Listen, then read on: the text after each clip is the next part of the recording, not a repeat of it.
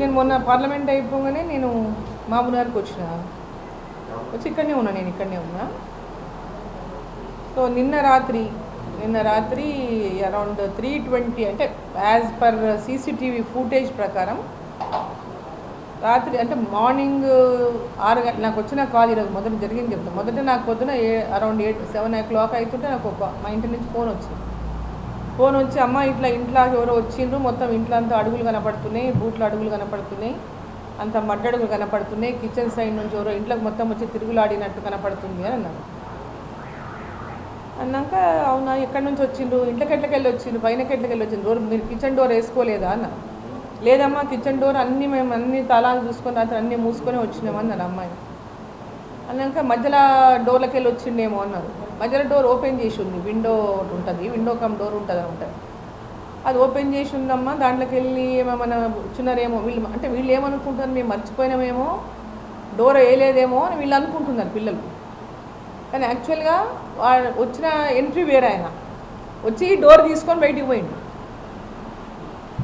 వీళ్ళందరూ నేను పడ్డా, మీరు ఎన్నిసార్లు చెప్పినా మీరు చూసుకో, రాత్రి కూడా పడుకునేటప్పుడు అన్ని అన్ని బోల్టులు చూసుకోండి అంటే మీరు చూసుకోరు పాప, ఎప్పుడు టైం ఒకేలాగా ఉండదు, మీరు అన్ని జాగ్రత్తగా చూసుకొని పడుకోవాలి, నేను బయటికి పోయినప్పుడైనా మీరు జాగ్రత్తగా ఉండాలి కనీసం అన్నాక కొద్దిసేపు నేను ఇమీడియట్గా పోలీస్ కంప్లైంట్ ఇచ్చిన అని చెప్పిన.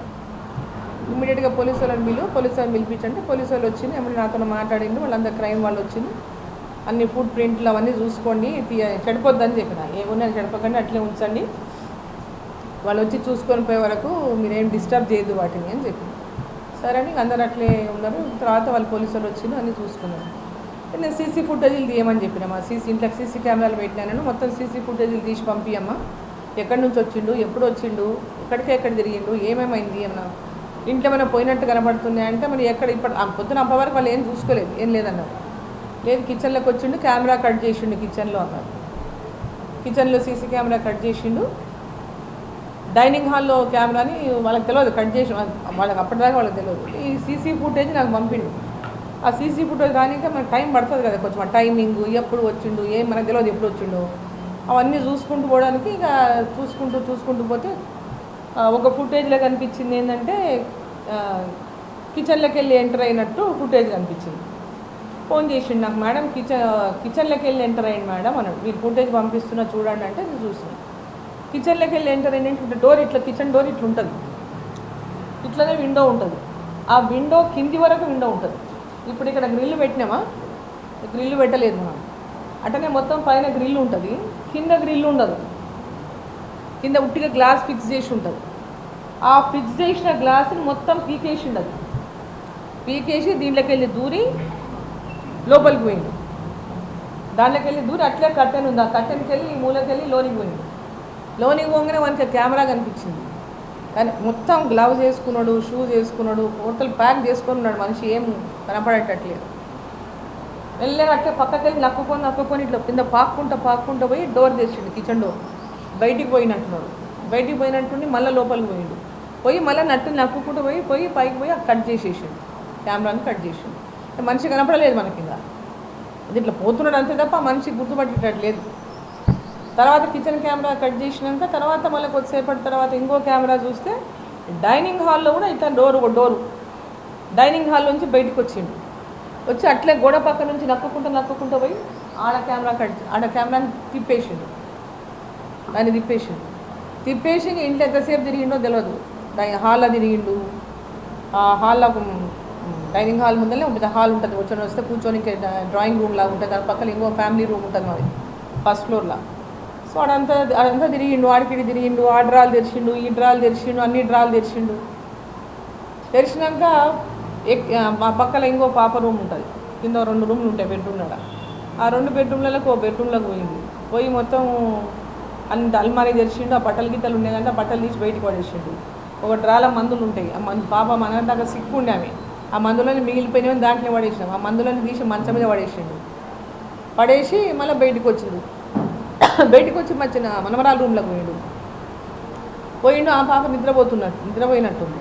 వీడు లోపలికి పోయిండు, ఏమో టేబుల్ మీద ఏదో వచ్చింది, పెన్సిల్ బాక్స్ ఏదో ఉన్నదంట, తీసుకొచ్చిండు, బయట పడేసి పైకి ఎక్కిండు 2nd ఫ్లోర్కి.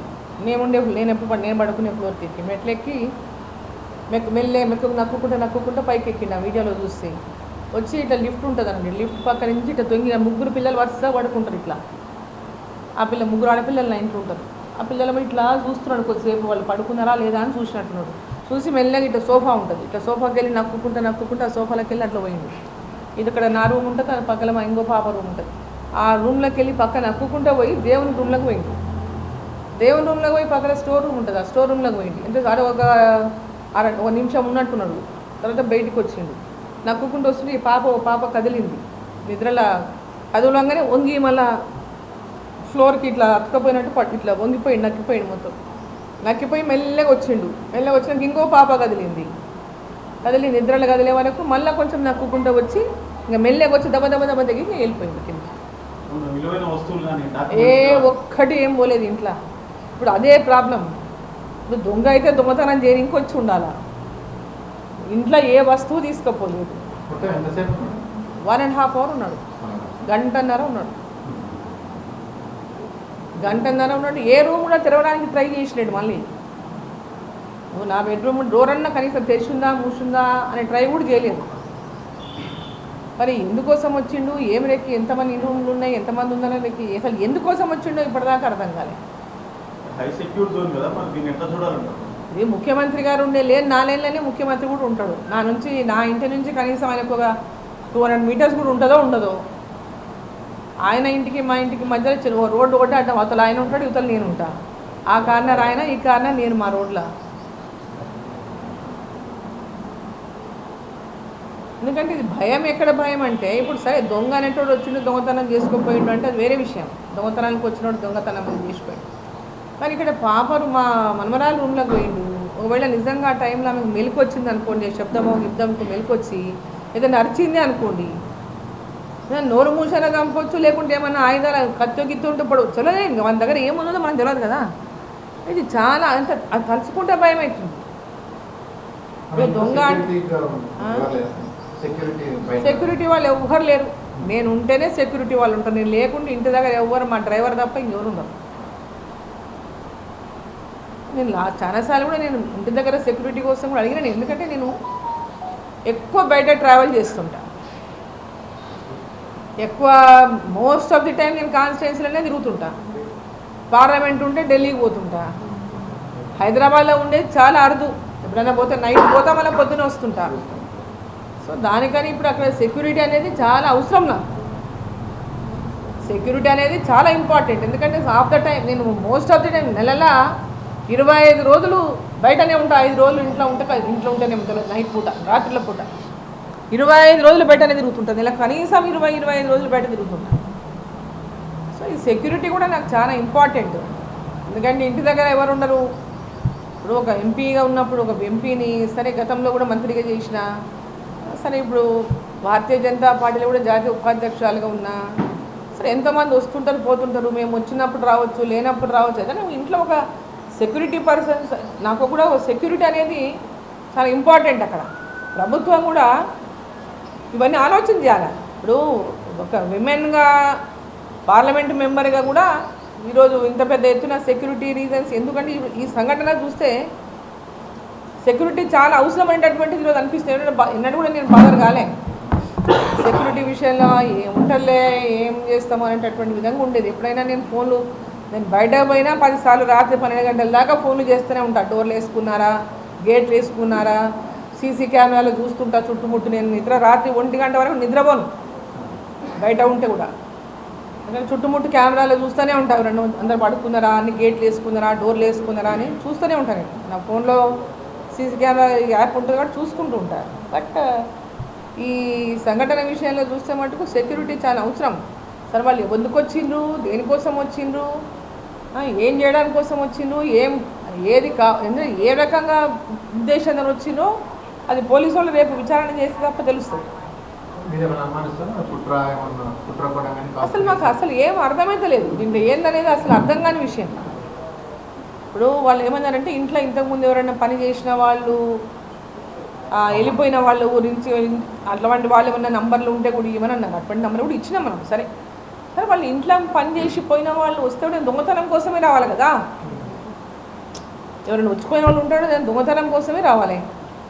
ఆ దొంగతనం ఏదైనా తీసుకుపోవాలి కదా వచ్చినోడు. ఏ దొంగతనం కాలేదు, ఏమి తీసుకుపోలేదు. సో దానికనే పెద్ద వరి ఇక్కడ.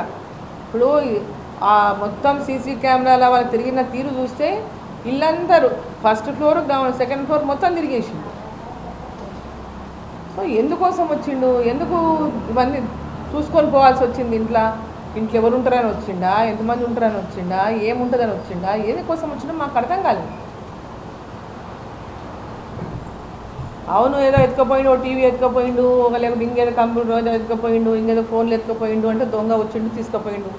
ఏదైనా అనుమాన డబ్బులు దొరికినాయి తీసుకుపోయిండు అంటే తీసుకుపోయిండు. కానీ ఇది చిత్రంగా ఉంది. నేను ముఖ్యమంత్రి గారికి ఒకటే డిమాండ్ చేస్తున్నా, ముఖ్యమంత్రి గారు నా భద్రత గురించి ఆలోచించాలి. ఎందుకంటే గతంలో కూడా అంటే మా ఫ్యామిలీ హిస్టరీ కూడా తెలుసు. మా ఫ్యామిలీలో కూడా గతంలో మా ఫాదర్ మీద జరిగినటువంటి నక్సలైట్ల అటాక్ గురించి కూడా వాళ్ళకి తెలుసు. నేను ప్రస్తుతం ఉన్నటువంటి పొలిటికల్ ఇది మనం అనుకోవచ్చు, అంతా బాగుందని మనం అనుకోవచ్చు కాక, కానీ ఎక్కడో చోట మాకు మెరమెర అనిపిస్తుంటుంది సెక్యూరిటీ విషయంలో.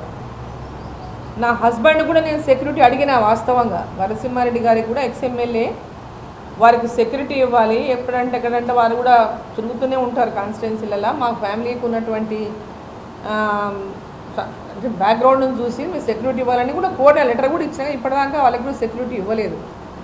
సో నేను ముఖ్యమంత్రి గారికి కోరుతున్న ఇవాళ మా ఫ్యామిలీ సెక్యూరిటీ గురించి తక్షణమే మీరు చర్యలు తీసుకోవాలని చెప్పి నేను మీ ద్వారా ముఖ్యమంత్రి గారిని కోరుతున్నాను. నా ఇంటి దగ్గర కూడా భద్రత ఏర్పాటు చేయాలని చెప్పి నేను ముఖ్యమంత్రి గారిని కోరుతున్నాను.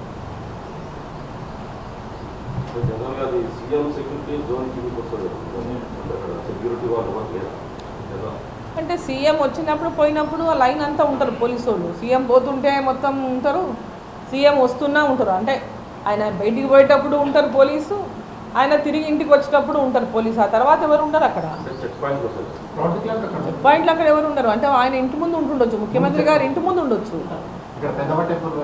అంతే, ముఖ్యమంత్రి గారి ఇంటికి వైపు అటుపక్క ఉండొచ్చు, ఇటుపక్క నేను రైట్ సైడ్ ఉంటాను, పెద్ద వారు లెఫ్ట్ సైడ్ ఉంటారు. సో ఆ పక్క ఉండొచ్చు, ఈ పక్క లేదు, ఈ పక్క కూడా అవసరం ఉంది. ఎందుకంటే మొత్తం కంప్లీట్గా ఎప్పుడు ఫుల్ ట్రాఫిక్ ఉండే ఏరియా అయిపోయింది. ఎప్పుడు ఎవరు వస్తున్నారో ఎవరు పోతున్నారో కూడా తెలియడం కష్టమైనటువంటి పరిస్థితి ఉంది అక్కడ. సో దాని విషయంలో నేను కూడా ఇంటెలిజెన్స్ ఐజీ గారితో కూడా మాట్లాడినా, వారికి కూడా చెప్పిన విషయాన్ని. సో వారి దృష్టికి కూడా తీసుకుపోయినా, మాకు భద్రత పెంచాలని చెప్పి కోరినాం. నా ఇంటి దగ్గర కూడా భద్రత ఏర్పాటు చేయాలని చెప్పి కూడా కోరినా. ఇప్పుడు వాళ్ళు ఎవరైనా వాళ్ళు ఎవరో వచ్చిన వాళ్ళు ఇప్పుడు వాళ్ళని పట్టుకుంటే తప్ప తెలియదు. అంత హ్యాపీగా 1.5 hour ఇంట్లో ఉండి మంచిగా ఆయన వచ్చినప్పటి నుంచి పోయే వరకు సీసీ కెమెరాస్ ఉన్నాయి. నేను ఉండలేను, ఇంట్లో ఉండననే నేను సీసీ కెమెరాలు పెట్టించుకున్నాను. ఇప్పుడు ఎంతసేపు కూడా వాచ్ చేసుకోవడానికి కోసం. ఎప్పుడు బయట తిరుగుతుంటా నేను, ఇంట్లో పిల్లలు ఉంటారని.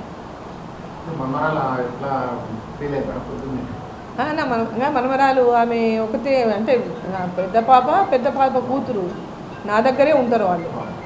సో ఆమె రూమ్లోకి వచ్చిపోయింది అన్నప్పుడు భయపడతారు కదా, న్యాచురల్గా భయపడతారు. ఇంట్లో అందులో 3 అమ్మాయిలు నా దగ్గర వర్క్ చేస్తున్న అమ్మాయిలు కూడా 3 అమ్మాయిలు లేడీసే. 2 అమ్మాయిలు దాంట్లో డైవర్సీలు, ఇంకొక అమ్మాయి కూడా కాలేజ్ అమ్మాయి, కాలేజ్ అయిపోయిన అమ్మాయి, ఇంకొక అమ్మాయి కూడా. సో 3 అమ్మాయిలు కూడా కలిసే ఉంటారు, ఎప్పుడు కలిసి దగ్గరే పడుకుంటారు, దగ్గరే ఉంటారు. వాళ్ళు 3 వరుసగా కలిసి పండుకుంటారు. కానీ ఎవరైనా ఇటువంటి వచ్చినప్పుడు సేఫ్టీ, అమ్మాయిలదైనా మాదైనా ఎవరిదైనా సేఫ్టీనే కదా. ఎవరికైనా సపోజ్ అమ్మాయిలే ఆ టైంలో లేచిండు అనుకోండి, మెలకు వచ్చింది అనుకోండి, వాడు కదిలిండ్రు, వీడు శబ్దమై లేచిండు అనుకోండి, అమ్మాయిల మీద ఏ రకమైనటువంటి దాడి చేస్తూ తెలియదు కదా మనకు. ఎవరిదైనా ఇంట్లో ఉన్న వాళ్ళందరికీ ఎవరిదైనా సెక్యూరిటీనే కదా. మా ఇంట్లో ఉన్న వాళ్ళందరూ మా బాధ్యత. ఇది అర్థం కాలే, మొత్తం కింది మీదికి తిరిగి ఇప్పుడు ఇమ్మీడియట్గా యాక్షన్ తీసుకుని ఉంటే ఇమ్మీడియట్గా వాళ్ళకి ఇక్కడ ఉన్న కెపాసిటీ తెలుసు కదా.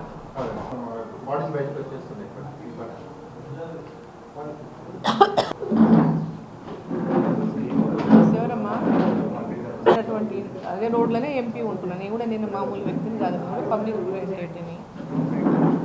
కూడా సెక్యూరిటీ అనేది అసలు ఉన్న వాళ్ళకు ఎవరు ఎప్పుడు ఎట్లాంటిది ఉంటుందో మాకు కూడా తెలియదు కదా. ఇంట్లోకి వచ్చి ఇల్లంతా చూసుకొని ఊకే సీసీ కెమెరాలు కట్ చేసి వాడు ఇల్లంతా తిరిగి వెనక్కి వెళ్ళి దుంకు వచ్చినట్టు ఈ టైంలో మాకు ఇక్కడ కెమెరాలో కనిపించింది ఫస్ట్. కింద కిచెన్, గ్రౌండ్ ఫ్లోర్ కిచెన్, ఇది గ్రౌండ్ ఫ్లోర్ కిచెన్ అండి.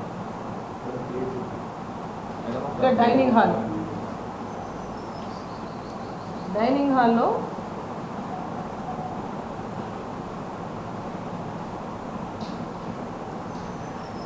ఇట్లా వస్తలేదు.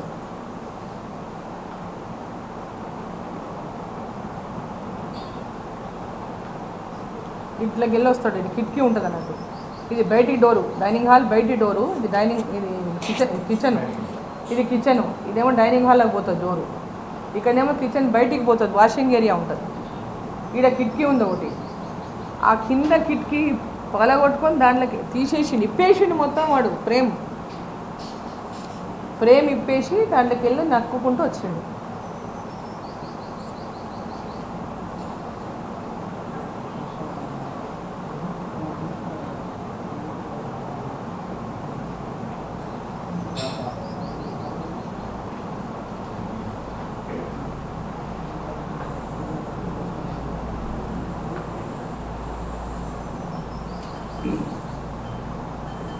అది గేట్ బయట కూడా నేను సీసీ కెమెరా పెట్టిస్తాను, ఎవరు వస్తారో తెలియాలని. ఇంట్లోకి ఎవరెవరో వస్తారు, ఎందుకు తెలియాలి ఎప్పుడు ఎవరు వస్తున్నారో అని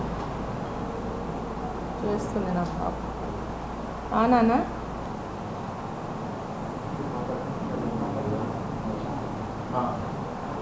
బయటికి పోయింది, మనకు ఆ కెమెరా కనిపించింది. బయటికి పోయి మళ్ళీ లోనికి వస్తాడు. ఇప్పుడు